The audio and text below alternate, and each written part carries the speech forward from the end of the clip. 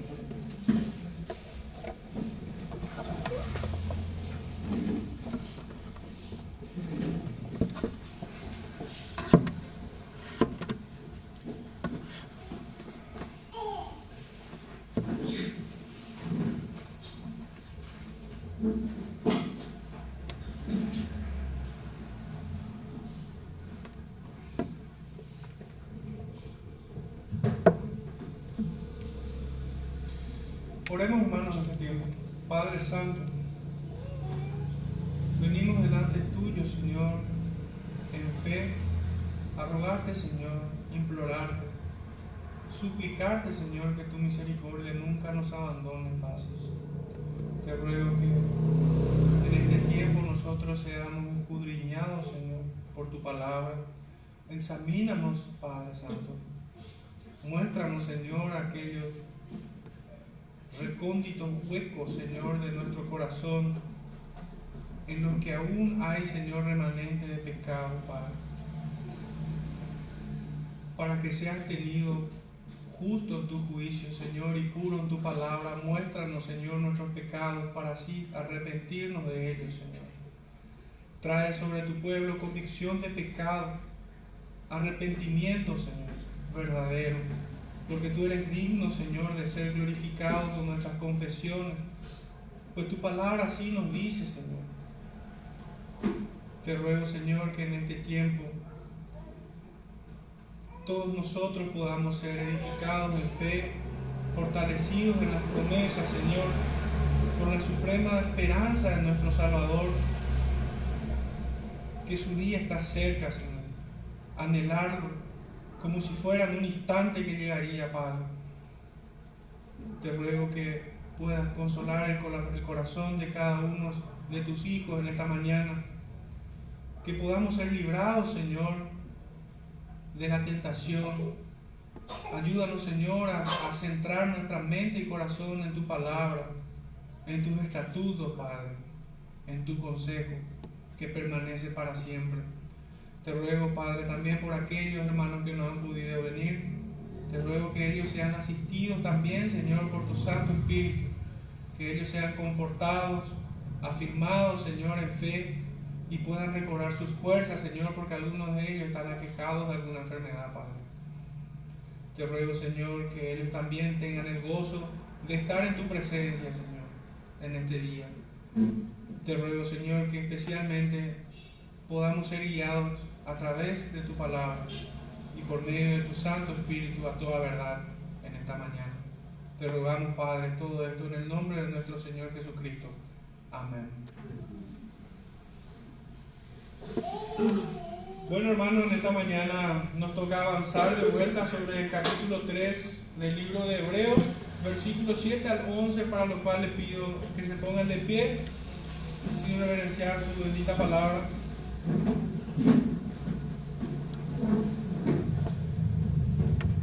Leemos en el capítulo 3, versos 7 al 11.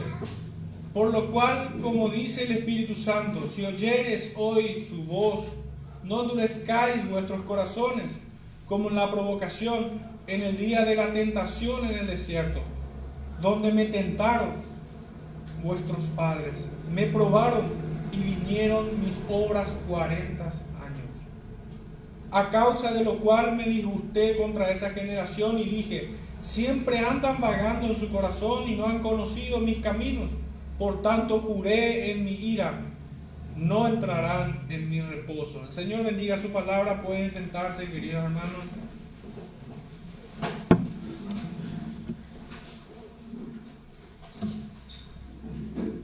Con la intención de un poco enfocar todo este sermón, les comparto el título que le puse. Y dice así: si oyeres hoy su voz, no endurezcas tu corazón. Ese es el título que le puse en esta mañana a este sermón. Y quisiera hacer una breve introducción al respecto, antes de entrar en tema. Vemos nosotros en este capítulo 3 la figura de Moisés. Se hace crucial en este punto de la epístola. Conocemos de su fidelidad a Dios. Fue un siervo fiel en la casa de Dios. Fue un profeta que anunció el justo juicio a los enemigos de Dios, a los que se oponían a la fe, a aquellos que estaban en contra de la voluntad del Dios soberano. Como rey también, con la faceta, en la función de rey, Moisés fue un líder que guió al pueblo en todos sus asuntos. Como sacerdote, intercedió por el pueblo ante Dios, rogando misericordia siempre. Y en esto también Moisés fue fiel, no solo para con Dios, sino también para con su pueblo. Y en un sentido, fue el instrumento de salvación para aquel pueblo rebelde e incrédulo. Pero quisiera resaltar en Moisés un hecho, a mi entender, muy especial y sin paralelo. Y es que le fue dada a él la perfecta ley de Dios, escrita por el dedo de Dios en 2 tablas de piedras. La ley, esta ley que sería igualmente cumplida perfectamente por un solo hombre. Nosotros sabemos quién. En Mateo 5:17, este hombre dice: no he venido a abrogar la ley, sino a cumplirla. Y cabalmente la cumplió. Esta ley es la que convierte al alma, como podemos leer al salmista en el Salmo 19, 7 al 14. Esta ley que viene a ser un ayo a la salvación, un ayo al Salvador, como leemos en Gálatas 3, 19 al 24. Esta ley es bendita y es perfecta, pues es la ley de Dios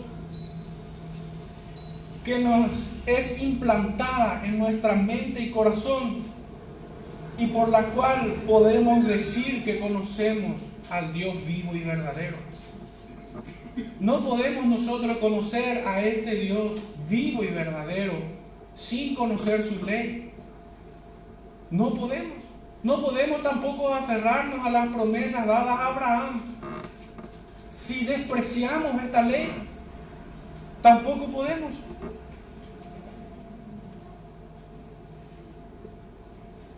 Esta ley que fue implantada en nuestra mente y corazón ya fue anunciada por el profeta Ezequiel. En el capítulo 31, versos 31 al 34, donde esta enseñanza encontramos. Pero el texto de hoy, puntualmente, es la segunda exhortación que encontramos. La primera que hemos leído en Hebreos 2, 1 al 4, sintetizamos en una línea: con diligencia atendamos las cosas que hemos oído.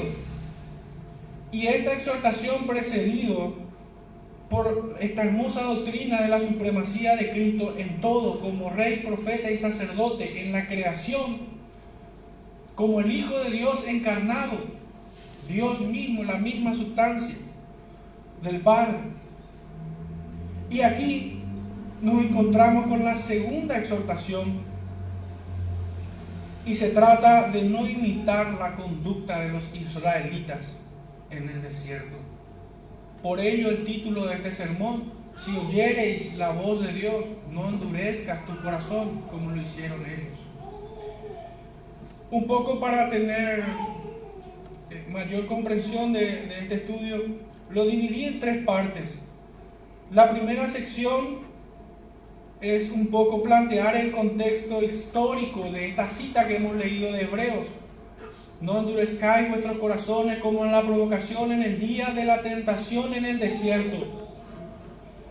La segunda parte es comprender la naturaleza de esta exhortación, y esto tiene que ver con el pecado de aquel pueblo y con las consecuencias del mismo. Finalmente, hacer una reflexión y una aplicación a nuestros corazones. Habíamos leído en el verso 7, pero vamos a ir hasta el verso 9, donde me voy a detener un poco. Por lo cual, como dice el Espíritu Santo, si oyereis hoy su voz, no endurezcáis vuestros corazones como en la provocación en el día de la tentación en el desierto, de donde me tentaron vuestros padres, me probaron y vinieron mis obras 40 años. Resulta bastante claro para nosotros entender que toda la Escritura es inspirada por Dios. Es lo que vemos nosotros en 1 Timoteo 3, verso 16. Podemos citarla hasta de memoria. Y que nunca fue traída por voluntad de hombre, sino que los santos hombres de Dios fueron inspirados por el Espíritu Santo. También pudiéramos incluso recitarlo de memoria al apóstol Pedro, cuando encontramos en su primera carta, capítulo 1, verso 19 al 21.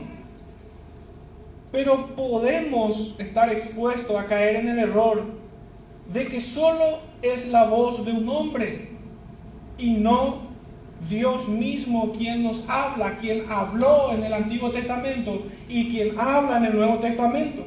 Podemos estar escuchando sin fe. Debemos centrar nuestra mente y corazón en fe y considerar que es el Santo Espíritu de Dios quien nos está hablando, quien habló directamente a aquel pueblo en el Salmo 95, que vamos a leer en breve, y que hoy nos sigue hablando, que habló a aquellos que recibieron esta epístola a los hebreos, y aún hoy es su palabra inspirada. Pareciera ser como que el Espíritu Santo sabe que necesitamos esta ayuda, sabe que necesitamos oír que es su palabra la que estamos escuchando. En un sentido, nos ayuda en nuestra incredulidad.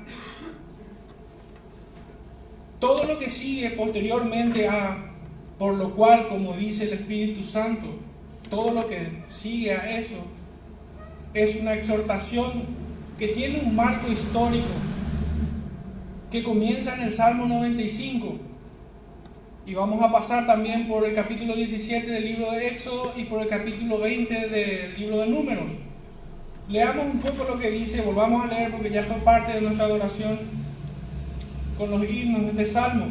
Salmo 95.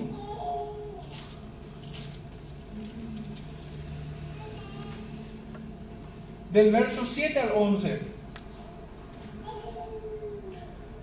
Porque Él es nuestro Dios, nosotros el pueblo de su prado y ovejas de su mano. Si oyereis hoy su voz, no endurezcáis vuestro corazón, como en Meriba, como en el día de Masá en el desierto, donde me tentaron vuestros padres, me probaron y dieron mis obras. 40 años estuve disgustado con la nación y dije, pueblo es que divaga de corazón y no han conocido mis caminos. Por tanto juré en mi furor que no entrarían en mi reposo. Este es el contexto, o aquí comienza, mejor dicho, el contexto, el marco histórico de esta palabra que hemos leído en Hebreos 3. Pero ¿de qué está hablando? ¿Qué significa aún los nombres de estas ciudades, de estos lugares que leemos aquí como Meriba y Masá? Tienen un significado espiritual y significa rebelión y prueba. Este pueblo se rebeló contra Dios. Este pueblo tentó a Dios. Es lo que leemos en Hebreos. No es que el hombre fue tentado, sino que el hombre tentó a Dios. Aún viendo todas las obras, todas las maravillas que Dios hacía para con ellos, este pueblo fue rebelde y duro de servir. El siguiente texto encontramos en el libro de Éxodo, capítulo 17.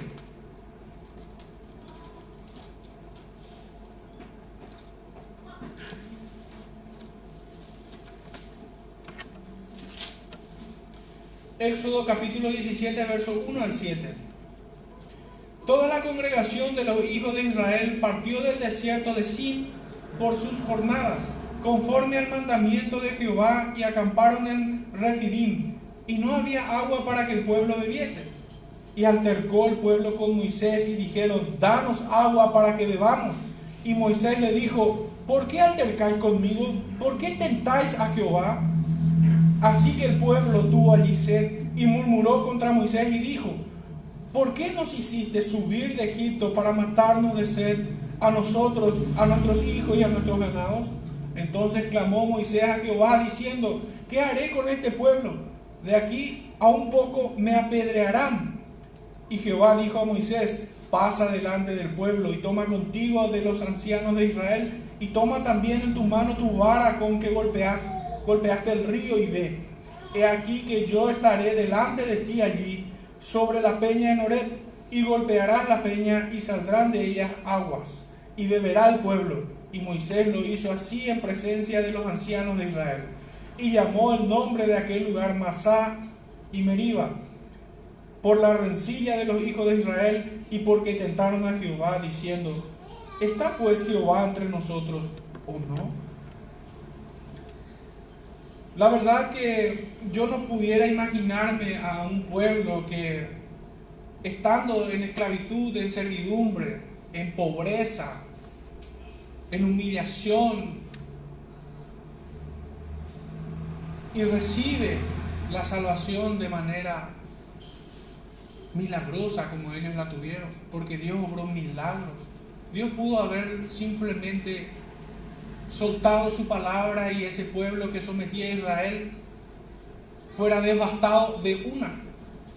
Pero Dios decidió en su soberana voluntad mostrar su diestra de poder, haciendo proezas, maravillas, mostrando que Él era el Todopoderoso, mostrando al hombre que nada podía hacer en contra de su voluntad. Así lo entendió Faraón cuando finalmente su ejército fue destruido. Que nada podía hacer. Que si fuera necesario, este Dios vivo y verdadero era capaz de hacer camino donde no los hay. Lo hizo en medio del mar, en medio de las aguas, y cruzaron en seco. Pero me enfoco en este pueblo. Yo no puedo pensar en un pueblo que, viendo todo esto, se atreva de manera petulante a reclamarle algo, o siquiera a dudar: ¿será que está Dios con nosotros? ¿Cómo pudieron ellos dudar de algo así? Desde este versículo, desde este fragmento de la historia de este pueblo, nosotros podemos ya detectar el pecado de este pueblo. Y este pueblo era rebelde, era petulante, era incrédulo, era arrogante. Imagínense, ellos estaban desafiando a aquel que pulverizó al ejército más potente de su tiempo. Estos eran hombres duros de servir, hombres altivos y orgullosos. Así era este pueblo. Y habían menospreciado, imagínense, a tal punto que Moisés temía por su vida. ¿Qué haré con ellos? De aquí a poco me apedrearán. ¿A quién iban a apedrear? Aquel que dejó todo sus privilegios de su antigua vida para hacer la voluntad de Dios en favor de ellos. Ellos querían matar al enviado de Dios. Me resulta irresistible no conectar esto con aquel pueblo que pedía: crucifíquenlo. Ellos querían matar, querían apedrear al enviado de Dios. Es terrible el pecado de este pueblo. Pero para entrar aún más en detalle sobre esta historia, vayamos por un momento a Números 20, verso 1 al 13. Llegaron los hijos de Israel, toda la congregación, al desierto de Sin en el mes primero, y acampó el pueblo en Cades, y allí murió María, y allí fue sepultada. Y porque no había agua para la congregación, se juntaron contra Moisés y Aarón. Y habló el pueblo contra Moisés diciendo: ojalá hubiéramos muerto cuando perecieron nuestros hermanos delante de Jehová. ¿Por qué hiciste venir la congregación de Jehová a este desierto para que muramos aquí nosotros y nuestras bestias? Qué terrible. La verdad que sí. Eran de corazones incapaces de tener empatía con sus líderes. Había muerto María y ellos no tuvieron compasión, sino que reclamaron agua. Pensaron más en sus bestias que en cómo se sentían estos hombres que habían abogado delante de Dios por ellos. No solo eso, también aquí podemos ver que estos se oponían a la voluntad de Dios.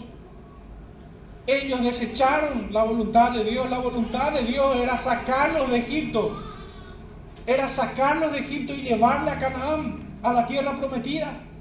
Pero estos estaban renegando de la voluntad de Dios. Estaban dudando del plan de Dios para sus vidas. Ellos ya no querían seguir a este que fue enviado por Dios para mostrarle el camino, sino que ellos dijeron: ¿para qué nos sacaste? ¿Para que muramos aquí nosotros y nuestras bestias? Efectivamente, eso es lo que pasaría, pero no porque el plan de Dios haya fracasado, sino porque ellos tuvieron un corazón malo e incrédulo. Verso 5 en adelante. ¿Y por qué nos ha hecho subir de Egipto para traernos a este mal lugar? No es lugar de sementera, de higueras, de viñas, ni de granadas, ni aún de agua para beber. En este punto me centro para decir que estos hombres que decían creer en Dios, ponían la mira en qué cosa, en los bienes materiales. En este mundo a ellos no les alcanzaba estar bajo la protección de Dios, de estar en la presencia de Dios. A ellos no les alcanzaba que Dios le haya enviado a un Mesías, a alguien que lo iba a sacar de la esclavitud. Ellos menospreciaron el plan de Dios, ellos menospreciaron el cuidado de Dios, ellos dudaron del consejo de Dios, eran incrédulos, ponían las miras, sus corazones en las cosas materiales y no en aquellas que son espirituales.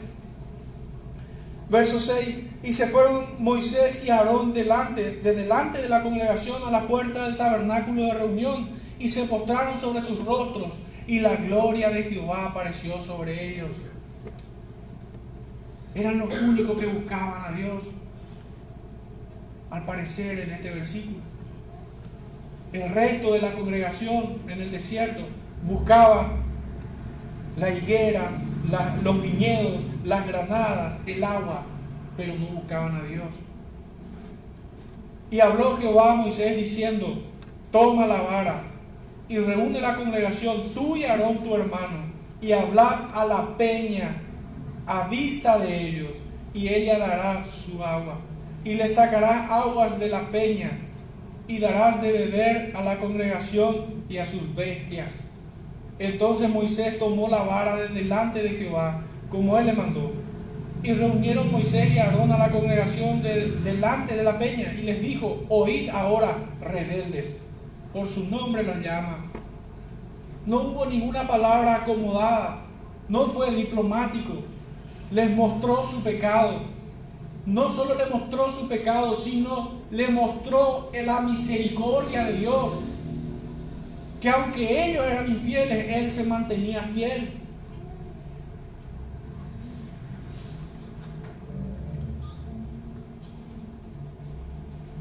¿Os hemos de hacer salir agua de esta peña?, pregunta Moisés al pueblo incrédulo. ¿Qué creen que había en la mente de estos israelitas? ¿Será que ellos creyeron a esta pregunta? ¿Será que ellos se compungieron cuando Moisés le dijo: os haré beber agua de esta roca? ¿Habrán creído o habrán alzado piedras ya como para apedrearlo a Moisés? ¿Qué hubo en el corazón de ellos? Hermano, no es mucho misterio eso. Basta con que hoy nosotros digamos: buscad el reino de Dios y su justicia, y lo demás os será añadido, para que otros también terminen enfadados. Bástate mi gracia, y otros terminarán enfadados. El que quiera vivir piadosamente padecerá, y otros terminarán enfadados, pues no le alcanza, pues no creen. Muchos, pasando situaciones así como esta, reciben la promesa de Dios, reciben la palabra de Dios, pero no la alcanzan, no lo creen, no tienen fe. Necesitan ver con sus ojos, necesitan palpar, porque están muertos. No entienden las cosas que son del Espíritu. ¿Cómo pudieran entender la pregunta de Moisés? Esta pregunta que casi lo pongo en equivalencia a aquella pregunta que le hace el Dios Todopoderoso a Caín: ¿dónde está tu hermano? Esa pregunta no escudriñó el corazón de quien le oía. No fue como Pedro cuando el Señor le preguntó: ¿me amas? Esta pregunta debería avergonzarlos. Entonces alzó Moisés su mano y golpeó la peña con su vara 2 veces, y salieron muchas aguas, y bebió la congregación y sus bestias. Y Jehová dijo a Moisés y a Aarón: por cuanto no creísteis en mí para santificarme delante de los hijos de Israel, por tanto no meteréis esta congregación en la tierra que les he dado. Estas son las aguas de la rencilla, por las cuales contendieron los hijos de Israel con Jehová, y él se santificó en ellos. Qué tremendo realmente. El pecado de este pueblo es que contendió con el Señor, se opuso a la voluntad de Dios. No hubo cabida en el corazón de ellos las promesas de un Dios vivo y verdadero.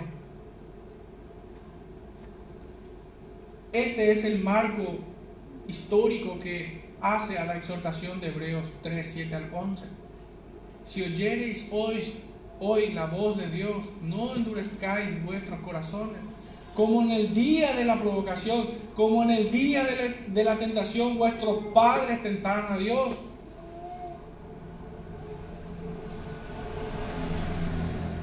El Espíritu Santo nos manda a mirar este ejemplo de un pueblo rebelde, de un pueblo impenitente, mal agradecido,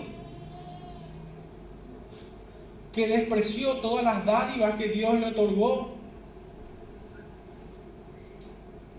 Pero este marco es aún más amplio, este marco referencial, vamos a llamarlo así, es aún más amplio y tiene que ver con el capítulo 13 y 14 del libro de Números, cuando fueron enviados los espías a mirar el territorio que Dios les había prometido, y 10 vinieron con incredulidad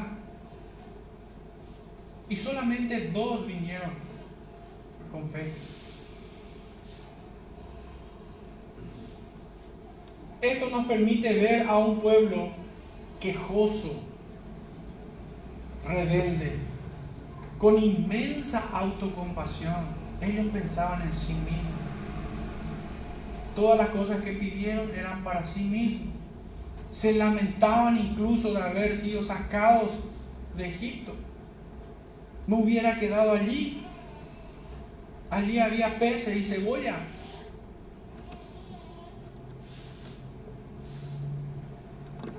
En Números 14, versos 1 y 2 podemos ver esto que estoy diciendo. Números 14, 1 y 2. Entonces toda la congregación gritó y dio voces, y el pueblo lloró aquella noche, y se quejaron contra Moisés y contra Aarón todos los hijos de Israel, y les dijo toda la multitud: ojalá muriéramos en la tierra de Egipto, o en este desierto, ojalá muriéramos. Nadie dice aquí ojalá estemos con el Señor, sino como un niño malcriado se está quejando de no tener todo lo que quiere en ese momento, que jamás hubiera recibido la palabra que le fue dada a Pablo: bástate mi gracia. No le era suficiente. Pero por sobre todo era un pueblo incrédulo y malvado. No solo era un pueblo que sentía autocompasión, autoconmiseración, que pensaba primeramente en sí mismo y no en los demás, y de esa manera violando la ley de Cristo, porque la ley de Cristo es estimar a los demás como superiores a ti mismo, negarse a uno mismo. Este pueblo era malvado, era perverso, un hombre que le hace bien a otro. ¿Cómo pudiera asesinar a este segundo hombre a su benefactor? ¿Cómo pudiera este segundo hombre que recibe la dádiva de un hombre caritativo buscar hacerle mal a quien lo estaba ayudando? En un sentido, aquella frase popular de que cómo pudiera el perro morder la mano que le da de comer. Pues este pueblo era así. Eran como perros que querían morder la mano de aquel que le daba de comer. Verso del mismo capítulo, versos 10 y 11. Entonces toda la multitud habló de apedrearlos, pero la gloria de Jehová se mostró en el tabernáculo de reunión a todos los hijos de Israel. Y Jehová dijo a Moisés: ¿hasta cuándo me ha de irritar este pueblo? ¿Hasta cuándo no me creerán con todas las señales que le he hecho en medio de ellos? Este pueblo era perverso y malvado. Querían matar a Moisés y Aarón. Y no creían, no solo en las promesas de Dios, sino no creían en los hechos milagrosos que Él hacía. Todos los favores que el pueblo recibía, todas aquellas dádivas. Este pueblo era un pueblo incrédulo y duro de servir. Endureció su corazón para no escuchar la voz de Dios. Y aún viendo cumplirse el justo juicio que caía sobre ellos durante 40 años y viendo todas las maravillas que Dios hacía sobre ellos, no se arrepintieron ni le dieron gracias. Este es el diagnóstico de este pueblo.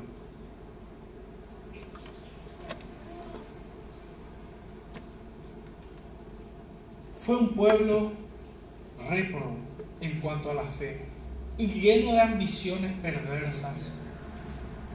Veían a su generación viajar en el desierto, muriendo, cayendo su hermano al lado de él muerto por el justo juicio de Dios, no pudiendo llegar a la tierra prometida, y no se arrepintieron. Aún caminando con la muerte al lado, no se arrepintieron. Gustaron del don celestial, siendo protegidos por una columna de fuego durante la noche, para que no murasen de frío o para que las alimañas no se acerquen a él. Y aún así sus corazones no fueron cambiados. Sus vidas fueron sostenidas milagrosamente por el agua que brotaba de la roca. Fueron también alimentados por el maná que caía del cielo y no creyeron. Vieron el brazo extendido de Dios a favor de ellos, librándolos del cautiverio y de la opresión, libertándolos para seguir a un Dios vivo, y no temieron. No en vano el autor inspirado nos dice: si oyeres hoy su voz, no endurezcas tu corazón. Grande es la ruina en hacerlo. En cambio, gran ganancia es el creer con fe. Quisiera un poco para contrastar el corazón de este pueblo de Israel con el verdadero pueblo de Dios, la verdadera Israel celestial. Primera de Timoteo, capítulo 6. ¿Qué debiera sentir aquel que es verdaderamente el pueblo de Dios? Primera de Timoteo 6, capítulo 6, versos 6 al 12. Pero gran ganancia es la piedad acompañada de contentamiento, cosa que no tuvieron estos israelitas, no se contentaron. Aun si el Señor los dejara morir en el desierto, ellos tendrían que estar contentos porque ya no estaban bajo esclavitud y habían sido partícipes de la obra de Dios, pero no estuvieron contentos, no tuvieron contentamiento. Verso 7: porque nada hemos traído a este mundo y sin duda nada podremos sacar. Mas ellos pensaban en sus bestias y en sus animales. Así que teniendo sustento y abrigo, estemos contentos con esto. No les alcanzó el maná ni el agua que brotaba. Cuando tuvieron sed, en vez de clamar, de rogar, doblar rodillas como lo hicieron Moisés y Aarón, ellos más bien pensaron en apedrearlos a Moisés y Aarón y en salirse del plan de Dios. Si ellos pudieran darse la vuelta y volver a Egipto, lo hubieran hecho. Verso 9: porque los que quieren enriquecerse caen en tentación y lazo y en muchas codicias necias y dañosas, que hunden a los hombres en destrucción y perdición. Porque la raíz de todos los males es el amor al dinero, el cual codiciando algunos se extraviaron de la fe y fueron traspasados de muchos dolores. Mas tú, oh hombre de Dios, huye de estas cosas, sigue la justicia, la piedad, la fe, el amor, la paciencia, la mansedumbre, frutos del Espíritu, del cual ellos estaban totalmente huérfanos. Este pueblo no amaba a Dios, no fue paciente en esperar, no tuvo fe para creer en un Dios poderoso que los sacó de Egipto. No fue manso como Moisés, de ninguna manera, sino que fue un pueblo soberbio, rebelde e incrédulo, malvado y perverso, que aún quisieron matar a aquel que los libró del cautiverio. Desde el primer año hasta el año 40 de su peregrinaje en el desierto, ellos constantemente siguieron tentando a Dios, siguieron comportándose de la misma forma. En toda la extensión de ese tiempo caminaron en incredulidad e infidelidad. El trabajo de Moisés como mediador, como intermediario entre Dios y el hombre en ese momento para ese pueblo, fue un trabajo extenuante. Porque en todo tiempo Moisés se proponía en favor de ellos, de un pueblo incrédulo. Para resumir un poco el contexto histórico, que fue el primer punto, nos presenta un cuadro donde encontramos a Moisés como un tipo de Cristo para aquel pueblo, que también este pueblo es un tipo del cristianismo actual, que no se contenta con las promesas de Dios, no cree en ellas, tampoco las conoce. Este pueblo recibió dones de parte de Dios y en respuesta exhibió un corazón duro. Fueron hombres malos y rebeldes, a pesar que solo recibieron el favor de Dios. Fueron libertados de servidumbre para adorar al Dios vivo. Recibieron grandes promesas. Les fue dado la perfecta ley de Dios. Sus ojos vieron los milagros extraordinarios en el desierto. Y también les fue dado un mediador misericordioso, fiel a Dios. El marco histórico nos habla de esto. Nos habla de Dios, de un intermediario y de un pueblo. Un Dios que mostró paciencia y misericordia. De un mediador que igualmente fue fiel, mostrando paciencia y misericordia. Pues cuando el Señor le dijo que golpeara la piedra con su vara, muchos a lo mejor hubieran golpeado al pueblo con esa vara en vez de la piedra. Y falta que le hacía a ese pueblo. Y también vemos a un pueblo que fue rebelde a la voluntad de Dios, que fue desagradecido, mal agradecido por las dádivas recibidas. Un pueblo impenitente que no temió a aquel que es todopoderoso, que fue capaz de abrir el mar. La naturaleza de su pecado es no haber oído la voz de Dios. De allí el título de este sermón. Sino que endurecieron su corazón en incredulidad. Por ello leamos de vuelta y oigamos en nuestros corazones como una súplica del autor divino, como una mediación del Espíritu Santo por nosotros. Leamos de vuelta Hebreos 3:7. Si oyereis hoy su voz. Es una súplica, es una oración, es un ruego a nosotros. Si oyereis hoy su voz, no endurezcáis vuestros corazones. El Espíritu Santo nos fue dado por voluntad del Padre, por voluntad del Hijo, para guiarnos a toda verdad, para hacernos comprender los misterios de la voluntad de Dios, para poner en nosotros el fruto de sí mismo, que es paz, gozo, paciencia, benignidad, bondad, mansedumbre, templanza. Él es el que intercede por nosotros con gemidos indecibles, que nos anhela celosamente. Es lo que nosotros leemos en Romanos 8, 26 y 27 y en Santiago 4, 5 al 10. Encarando la segunda y última parte de este texto que hemos leído, Hebreos 3, me salté un punto, hablando de la naturaleza del pecado, de esta exhortación. Tendríamos que hablar del pecado que lo hicimos, pero también del juicio. Y el juicio de Dios tiene una característica idéntica a su naturaleza, que es inmutable, es inapelable. Su juicio permanece para siempre. Fueron dejados, no entraron en el reposo del Señor.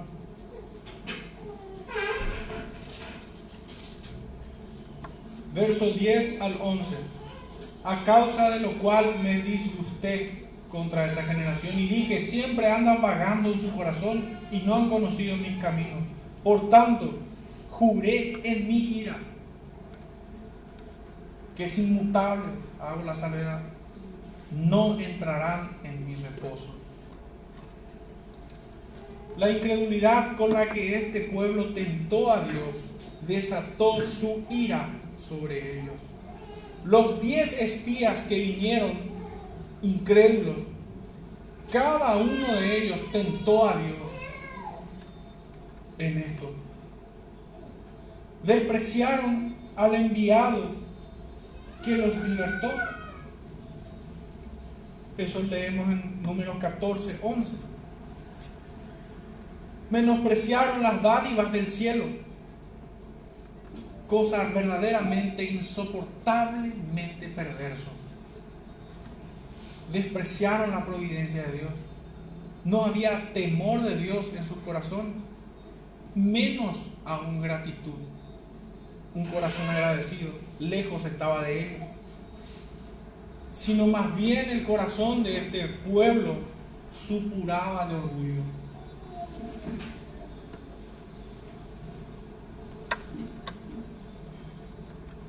La consecuencia lógica de haber desafiado a un Dios y haber sido dignos de su ira es su castigo.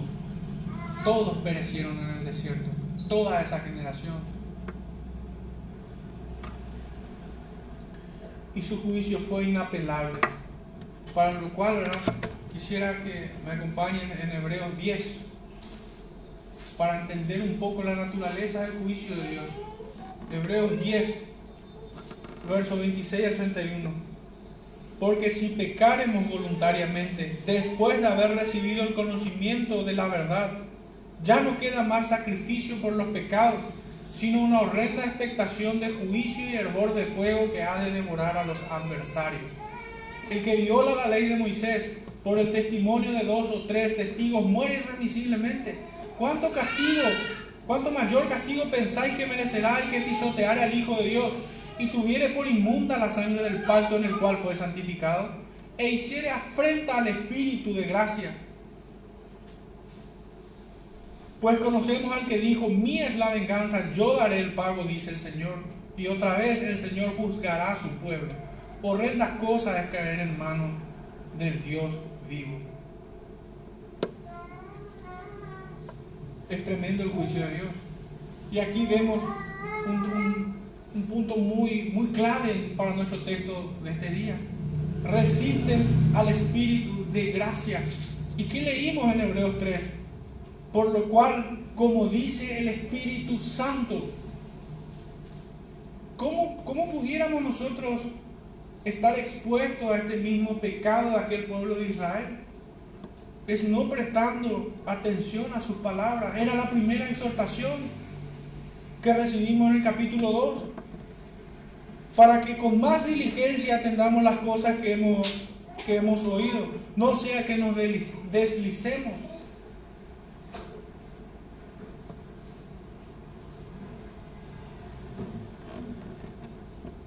Hacer afrenta al Espíritu de gracia es no prestar oído a sus palabras. Su palabra inspirada que recibimos nosotros a través de los apóstoles y de los profetas. Si nosotros vamos en contra de lo que la palabra de Dios enseña, estamos apostatando igual que aquel pueblo. Como en una ocasión dijimos, apostatar de la fe no es decir un día creo en Dios y mañana decir ya no creo en Dios. Apostatar de la fe también es decir creo en Dios pero no hago lo que Él dice. Eso también es apostatar. Eso también es ver, gustar del don celestial, haber sido partícipes de estas dádivas y teniendo por inmunda la sangre del pacto en el cual fue santificado y haciendo afrenta al Espíritu de gracia, como leemos en Hebreos 10, 26, 31. Aquellos que están en apostasía como este pueblo no son aquellos que dicen no creo en Dios, sino aquellos que dicen más bien creo en Dios, pero no se sujetan a sus promesas, a su ley. No están separadas. Las promesas y la ley provienen del mismo Dios y fueron confirmadas por su Hijo Jesucristo. Y de vuelta es confirmado por el Espíritu Santo en el corazón de cada hijo suyo. No puede ser menospreciada. Hoy en día vemos recurrentemente esto, de que el pueblo de Dios quiere las promesas de Abraham, pero desecha la ley que fue dada a Moisés. Esto es terrible, esto es desafiar a un Dios vivo.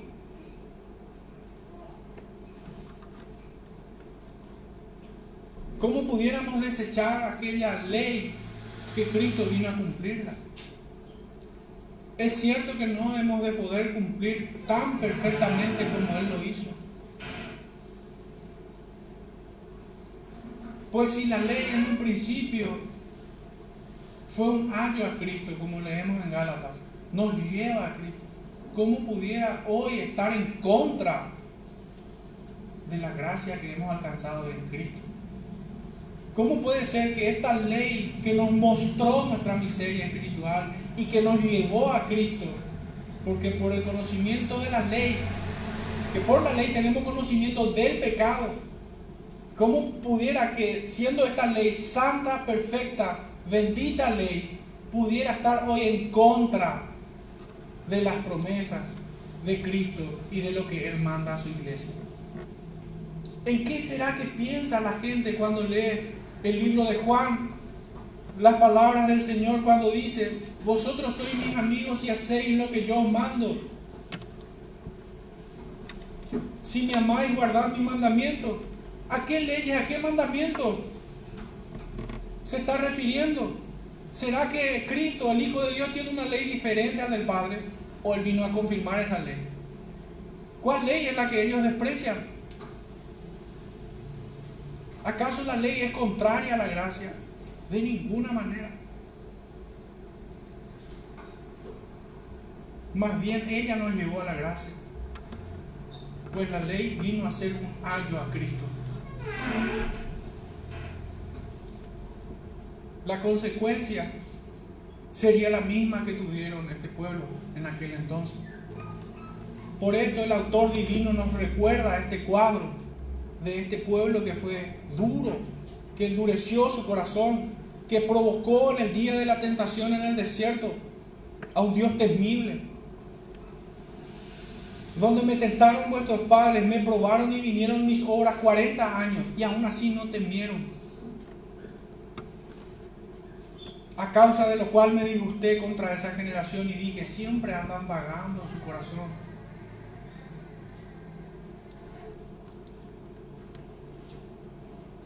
Una reflexión sobre esto que hemos estudiado es que debemos mirar estos eventos como la fatalidad de un pueblo incrédulo y rebelde, que menospreció la salvación, las dádivas, la protección, las promesas y aún la ley de Dios que le fueron dadas. Finalmente, incluso, desecharon a aquel que fue enviado por Dios para libertarlos. Esto es lo que ocurrió en aquel tiempo y es lo que hoy sigue ocurriendo. Hoy siguen resistiendo al enviado de Dios, siguen resistiendo al Espíritu de gracia, siguen resistiendo al Espíritu que pone en nosotros la ley de Dios, que implanta su ley en nuestra mente y en nuestros corazones. Sigue siendo resistido el enviado de Dios. Fue resistido Moisés, fue resistido nuestro Salvador Jesucristo, y hoy la iglesia sigue resistiendo al Espíritu de gracia. Me refiero al cristianismo en general. Una aplicación es que debemos mirar el texto estudiando cómo lo es en sí mismo, la voz de Dios, hablando por su Santo Espíritu, que nos dice: no endurezcáis vuestro corazón para no creer a mis palabras. Esta advertencia es veraz y debería producir en nosotros un temor reverente. Señor, escudriñame. Señor, examíname, muéstrame cada parte de mi corazón donde esté el remanente de pecado, Señor. Enséñame a pedir perdón, a arrepentir por aquellos pecados que incluso solo lo codicié, que no lo llegué a hacer, pero mi perverso corazón lo ha codiciado. Esa fue la enseñanza de Cristo. Adúltero no solamente es aquel que tiene contacto con otra mujer que no sea su esposa, sino aquel que codicia en su corazón a la mujer ajena. Examinémonos si no estamos peregrinando a la manera que lo hizo aquel pueblo en el pasado, menospreciando al enviado de Dios y su palabra, sus dádivas, poniéndonos bajo el juicio de un Dios airado. Debemos examinarnos y rogar al Señor. Tenemos un fiel intermediario.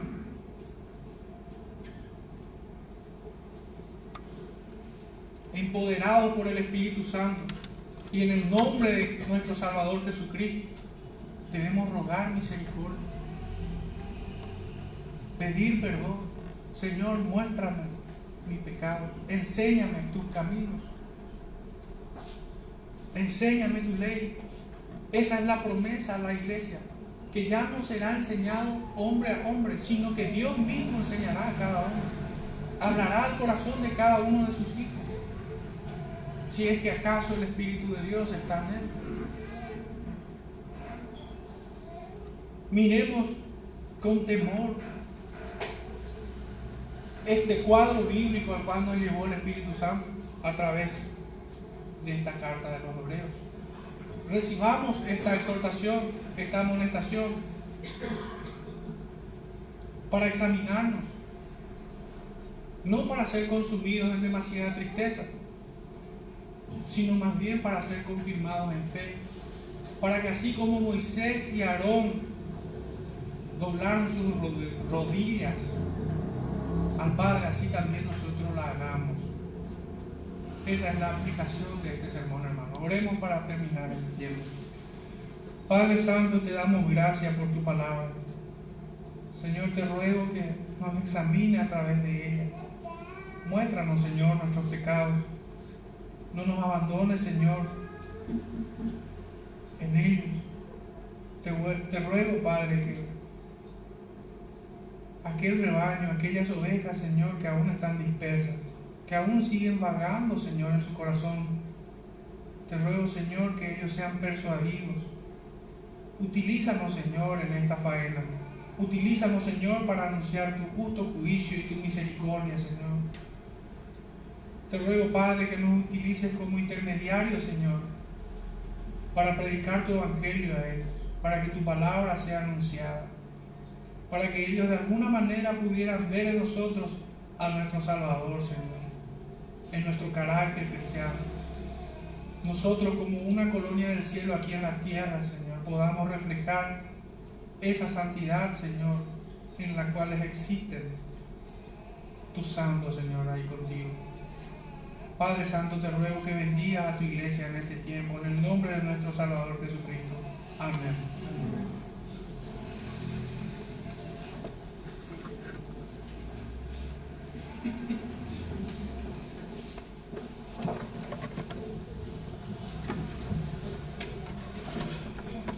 Vamos a cantar el himno número 508. 508.